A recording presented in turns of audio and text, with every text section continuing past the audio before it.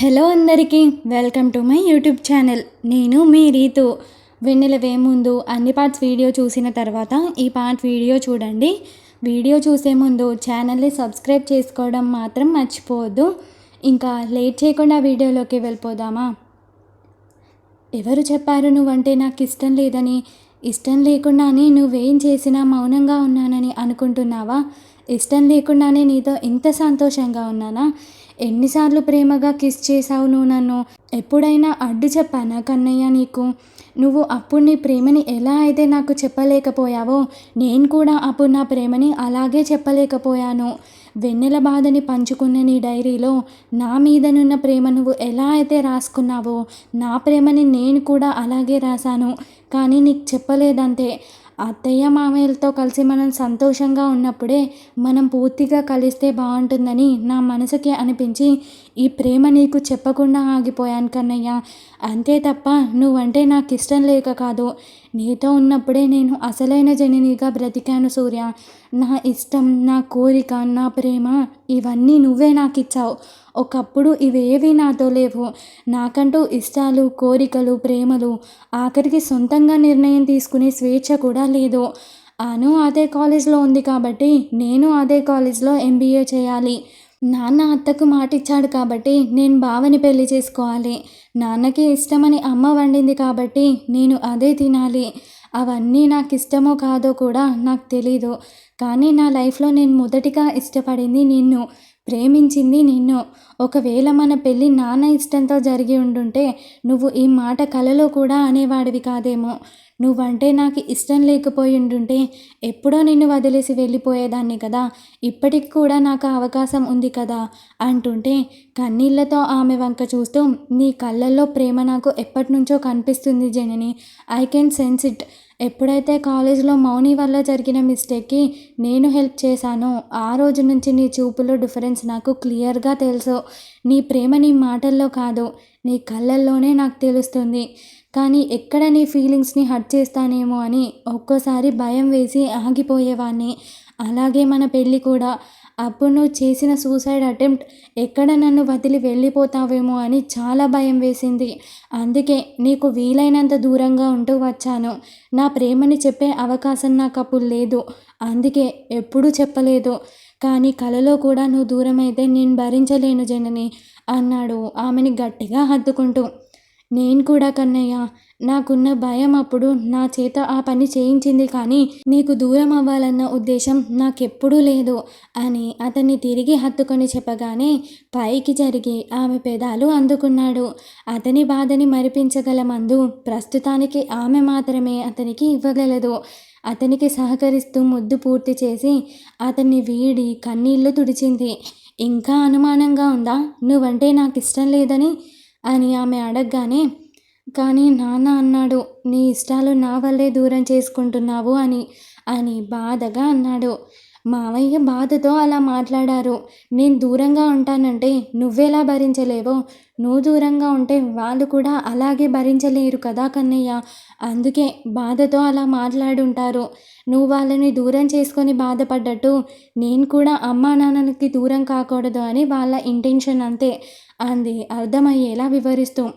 నీకు వాళ్ళని చూడాలని ఉందా? ఆ ప్రశ్నకి కాసేపు ఆగి తర్వాత, నాకు మాత్రం ఉంటే సరిపోదు కదా కన్నయ్య, వాళ్ళకి కూడా ఉండాలి అంది దిగులుగా అయిపోయి. నా వల్లే కదా వాళ్ళు నీకు దూరమైంది. నా మీద కోపంగా ఉందా అంటుంటే, అలా ఏం కాదు కన్నయ్య. నువ్వు అత్తమ్మ మామయ్యలతో కలిసి హ్యాపీగా ఉంటే నేను కూడా హ్యాపీ అవుతాను. అమ్మ నాన్న నన్ను నా బాధని అర్థం చేసుకొని ఏదో ఒక రోజు వాళ్ళే వస్తారు అంది. అతన్ని చూస్తే తన నాన్న ఎలా రియాక్ట్ అయ్యి మళ్ళీ ఏం గొడవలు అవుతాయో ఏమోనన్న భయంతో. అందరినీ చాలా బాధ పెట్టాను, ఏడిపించాను.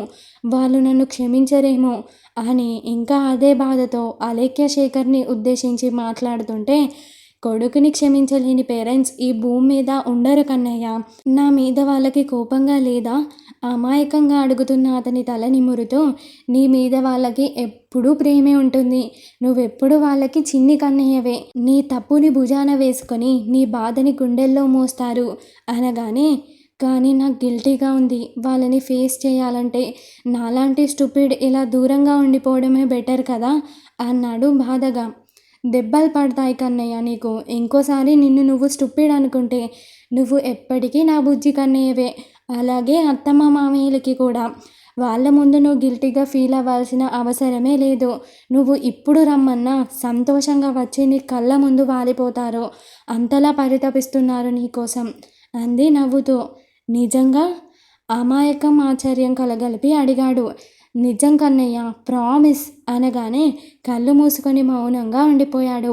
కాసేపు అయ్యాక మళ్ళీ కళ్ళు తెరిచి చూస్తూ, మరి మీ అత్తమ్మ మామయ్యలతో కలిసాక ఏదో జరుగుతుందని చెప్పావు, ఏంటది అన్నాడు జనని ప్రేమ కావాలనిపిస్తుంటే. ఏంటది? ఏం లేదు అని మాట మార్చి జారుకోబోయింది. అబద్ధం అంటుంటే, అంటే అదే అందరం కలిసి సంతోషంగా ఉంటే బాగుంటుందని చెప్పానంతే అంది తడబడుతూ. అంతేనా అనగానే ఇంకేం కావాలి కోపంగా చూస్తూ అడిగింది. ఏదో కలిసిపోవడం అని మాట్లాడితేను అంటూ బయట పెట్టాడు మనసులోని మాట. చంపుతా, నోరు మూసుకొని పడుకో అంది గద్దిస్తూ. బుంగమూతి పెట్టుకొని పడుకున్నాడు సూర్య జనని ఈతపై. నవ్వుతూ ప్రేమగా అతని తలనిమిరి, సంతోషాలు మన చేరువయ్యే సమయం దగ్గర పడింది కన్నయ్య. నీ కోరిక త్వరలో నెరవేరిపోతుంది. ఓ పున్నమి రాత్రి వేళ వెన్నెల వెలుగుల నీడన ఆకాశ మందిరం లాంటి నీ హృదయ పాన్పుపై పవలిస్తూ, గూటిలో ఒదిగిన గువ్వల నీ బహుల్లో సేద తీరుతూ, మైకం కమ్మేస్తున్న మసక చీకటి లాంటి నీ ఒంటి పరిమళాన్ని నా అణువణువున నిక్షిప్తం చేసుకుంటూ, మంచు తెరల చాటున దాక్కుని తొంగి చూస్తున్న ఆకుపచ్చ పైరులా నీ ప్రేమలోని ప్రతి అక్షరాన్ని నేనే అలల తాకిడితో కలిసి అడుగేస్తున్న ఇసుక రేణువుల్లా నీ ప్రేమ అంచుల్లో తడిసి ముద్దవ్వాలని ఉంది కన్నయ్య అని మనసులో అనుకుంటూ అతని తల మీద ముద్దు పెట్టింది. బావా, అర్జున్ గారెక్కడా? మీరెప్పుడు వచ్చారు? చేతిలోని టీని సూర్యకి అందిస్తూ అను అడగగానే, అజ్జు అక్కడే ఉన్నాడను. నువ్వు మీ అక్కతో పాటు ఇంకొన్ని డేస్ ఇక్కడే ఉండు అన్నాడు టీ తీసుకుని తాగుతూ. జాను స్కూల్కి వెళ్తుందేమో కదా బావా. జనని స్కూల్లో జాయిన్ చేసిందే తన హ్యాపీనెస్ కోసం. నీ దగ్గరున్నంత సంతోషం జననికి అక్కడేం దొరకదు. నా వల్ల ఇప్పటికీ దూరమైన సంతోషం చాలు. ఇంకా మీ అక్కకి ఏ లోటు చేయదలుచుకోలేదు. ఇక్కడే ఉంటారో, మీ ఇంటికే వెళ్తారో, మీ పుట్టింటికే వెళ్తారో మీ ఇష్టం. మీ అక్కకి ఏం చేయాలని ఉంటే అది చేసేయండి. ఎక్కడికైనా సరే మిమ్మల్ని నేను తీసుకెళ్తాను అన్నాడు మొహంలో ఏ భావం లేకుండా. నిజంగానే అంటున్నారా బావా? ఆనందం ఆశ్చర్యం కలగలిపి అడిగింది అను. మీ అక్కనే అడుగు చెప్తుంది అన్నాడు అప్పుడే వస్తున్న జనని వంక చూస్తూ. అను పరుగున వెళ్ళి జననిని చేరి, జాను నువ్వు ఎక్కడికంటే అక్కడికి తీసుకెళ్తా అంటున్నాడు బావ, వస్తావా నువ్వు? బావ పర్మిషన్ ఇచ్చేశాడు కదా, పోదామా మనం మన ఇంటికి అంది సంబరంగా. జనని సమాధానం ఇవ్వకుండా సూర్య వంక చూసింది. తననే చూస్తున్నాడు సూర్య రెప్పవేయకుండా. మీ బావే అన్నాడా ఎక్కడికంటే అక్కడికి వెళ్దామని అడిగింది అతన్నే చూస్తూ. హా, నీకేం చేయాలనుంటే అది చేసేయమని కూడా అన్నాడు అంది అను అంతే సంబరంగా. అయితే వెళ్దామను, మనం ముగ్గురం, అలేఖ్యత్త శేఖర్ మామయ్యలతో పాటుగా అంది తను కూడా సూర్య మీదనే చూపు సారిస్తూ. ఆ మాటకి సూర్య తదేకమైన చూపులో తడబాటు జనని చూపుని దాటిపోలేదు. ఏమంటావు కన్నయ్య, మన కుటుంబ సమేతంగా నా పుట్టింటికి వెళ్ళాలని ఆశగా ఉంది నాకు. వెళ్దామా?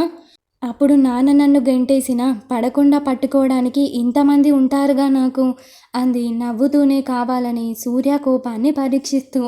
అప్పుడైతే అలేఖ్య శేఖర్ కూడా ఉంటారు కాబట్టి తన నాన్న లేదా సూర్య గొడవ చేసినా వాళ్ళు సర్ది చెప్తారని, కుదరకపోతే సర్దుకుపోతారని తన నమ్మకం. పైగా అందరూ కలిసి వెళ్తే ఆయన తప్పక క్షమిస్తారని జనని ఆశ కూడా. నీ ఇష్టం ఏదైనా నేను ఈసారి అడ్డు చెప్పను జనని. నీతో పాటు తోడుగా నేను కూడా వస్తాను. కానీ ఇప్పుడు కాదు, రేపు వెళ్దాం. పొలం దగ్గర పనుంది, మీరు రెడీ అవ్వండి, రేపు ఉదయం బయలుదేరుదాం అన్నాడు బయటికి నడుస్తూ. జనని నవ్వుతూ అను వంక చూడగానే అను కొద్దిగా ఆశ్చర్యపోయి చూస్తూ, నిజంగానే బావ చేంజ్ అయ్యారా జాను?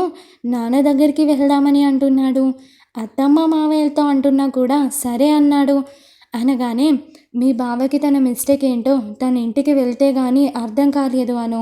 నైట్ ఇంటికి వెళ్ళి మళ్ళీ వచ్చి చాలా బాధపడ్డాడు, ఏడ్చాడు. అత్తామామల విషయంలో చాలా గిల్టీగా కూడా ఫీల్ అవుతున్నాడు. తన ఫీలింగ్ అంతా పోగొట్టి ఈరోజు ఎలాగైనా మీ బావని మామయ్యలతో మాట్లాడేలా చేయాలి అంది సంతోషంగా. బహుశా నిన్న మనకి చాలా మంచి రోజు అనుకుంటా జాను. 3 హ్యాపీనెస్‌లు ఒకే రోజు జరిగాయి. అర్జున్ గారు, బావ కలిసిపోయారు. వెన్నెల పాప మళ్ళీ వస్తుంది. సూర్య బావ కూడా తన మిస్టేక్ తెలుసుకున్నాడు. అన్నిటికంటే చిత్రం ఏంటంటే సూర్య బావ అయితే ఒకప్పటిలాగా అస్సలు లేడు. అస్సలు కోపం అనేదే కనిపించట్లేదు బావలో. గొడవలు అయితే లేనే లేవు. ఇంత కూల్ బావని ఇప్పుడే చూస్తున్నా. సలోచనగా అను మాట్లాడుతుంటే తను ఇష్టపడిన సూర్య ఇప్పటి సూర్య వేరు వేరు అని అనుకి తెలుస్తున్నందుకు జనని సంతోషించి, ఇన్నాళ్ళుగా మీరు చూసిన సూర్య వేరు, నాకు తెలిసిన కన్నయ్య వేరు. ఇక నుంచి మీ బావలోని కన్నయ్యని మీరందరూ కూడా చూస్తారు అంది నవ్వుతూ. అను కూడా నవ్వుతూ జననిని హగ్ చేసుకొని, నీ ఈ సంతోషాలు నీకు లేకుండా పోవడానికి ఒక విధంగా కారణం నేను కూడా కదక్క. కానీ నువ్వెప్పుడూ నన్ను క్షమిస్తూనే వచ్చావు. ఒకవేళ బావకి నా గురించి తెలిస్తే అప్పుడు నన్ను గెంటేస్తాడేమో కదా అని దిగులుగా అంటుంటే, పిచ్చి అను, అలా మాట్లాడకు. మీ బావ నిన్నెప్పుడూ అర్థం చేసుకుంటారే కానీ అపార్థం కాదు.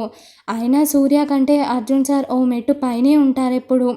తనింకా సూర్యాని తలుచుకొని అలా మాట్లాడుతుందేమో అనుకుని సూర్యాని తక్కువ చేసి మాట్లాడింది జాను. ఇంకా ఉంది గాయ్స్. ఈ స్టోరీ కనుక మీకు నచ్చినట్లయితే నా ఛానల్ని సబ్స్క్రైబ్ చేసుకొని బెల్ ఐకాన్ని ఆన్లో పెట్టుకోండి. అలాగే ఈ వీడియో నచ్చితే లైక్ చేసి, షేర్ చేసి, కామెంట్ చేయడం మర్చిపోవద్దు. నెక్స్ట్ వీడియోతో మీ ముందుకు వచ్చేస్తాను. అంతవరకు బాయ్ బాయ్.